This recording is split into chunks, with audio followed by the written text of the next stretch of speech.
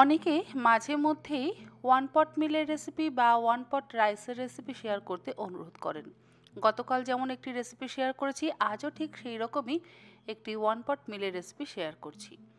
তার জন্য নিয়েছি এখানে 150 গ্রাম পরিমাণে বোনলেস চিকেনের ব্রেস্টের পিস, আর একদম ছোট ছোট টুকরো করে কেটে নিয়েছি।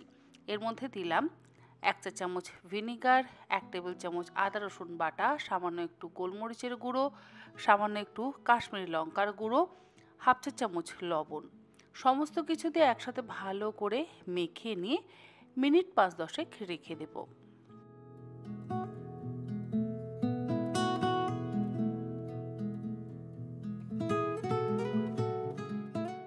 অপরদিকে ভাতটা বানাবার জন্য 1 কাপ পরিমাণে বাসমতি চাল নিয়ে ভালো করে ধুয়ে নেব। 4 থেকে 5 বার জল বদলে বদলে আমি চালটাকে ধুয়ে নেব।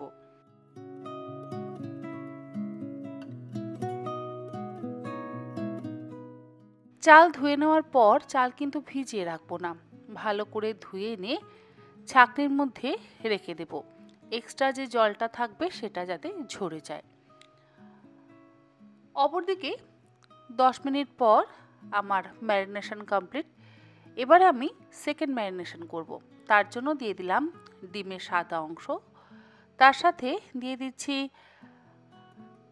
2 টেবিল চামচ পরিমাণে ময়দা, আর দেব 3 টেবিল চামচ পরিমাণে কর্নফ্লাওয়ার। ময়দার থেকে কর্নফ্লাওয়ারের পরিমাণটা অবশ্যই একটু বেশি দিতে হবে। সামান্য একটু বেকিং সোডা দিয়ে একসাথে খুব ভালো করে মেখে নেব। বেকিং সোডা দিলে ভীষণই সফট হয়। এর আগে 10 মিনিট ভিনিগার দিয়ে আমরা মেখে রেখেছিলাম। ভিনিগার দিলেও কিন্তু ভীষণ সফট হয়।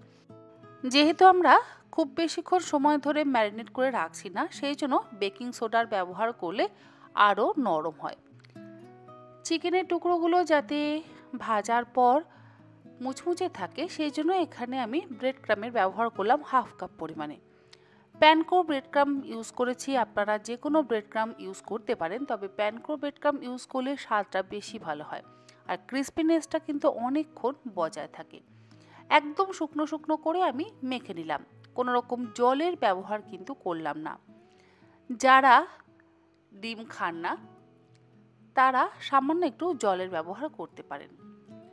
সমস্ত কিছু মেখে নেওয়া হয়ে যাওয়ার পর একটা ফ্রাই প্যানের মধ্যে দিয়ে দিলাম 6 থেকে 7 টেবিল চামচ পরিমাণে সাদা তেল।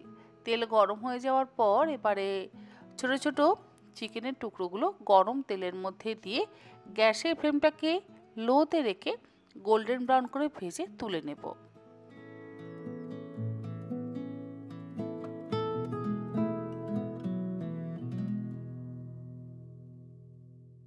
একটা সাইড হয়ে গেলে অন্য সাইড উল্টে দেব। আর খুব বেশি তেল দিয়ে কিন্তু আমি ভাজছি না, অল্প তেল দিয়ে ভেজে নিচ্ছি।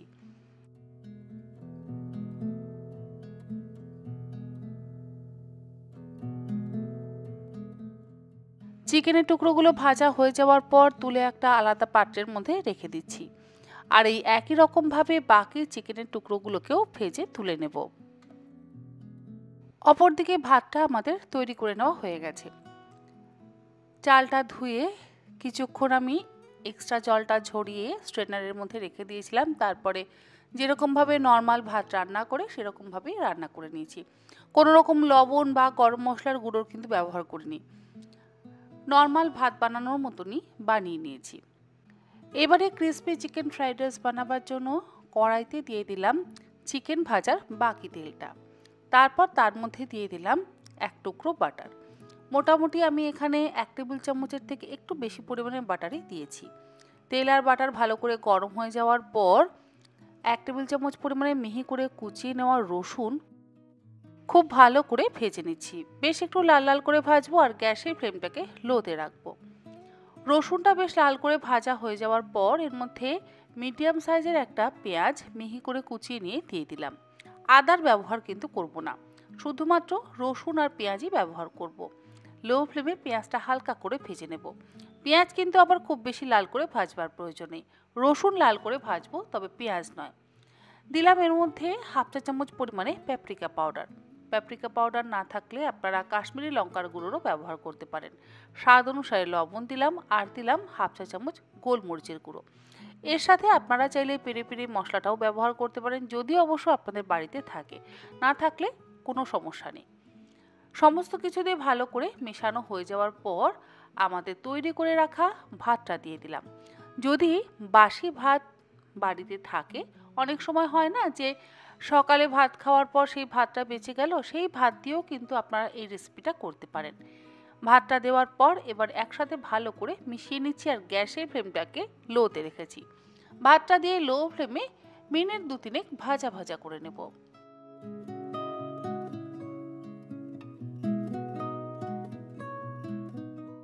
ভাতটা 2-3 মিনিট ভাজা হয়ে যাওয়ার পর এর মধ্যে দিচ্ছি সামান্য পরিমাণে একটু এমএসজি অর্থাৎ আজিনামোটো।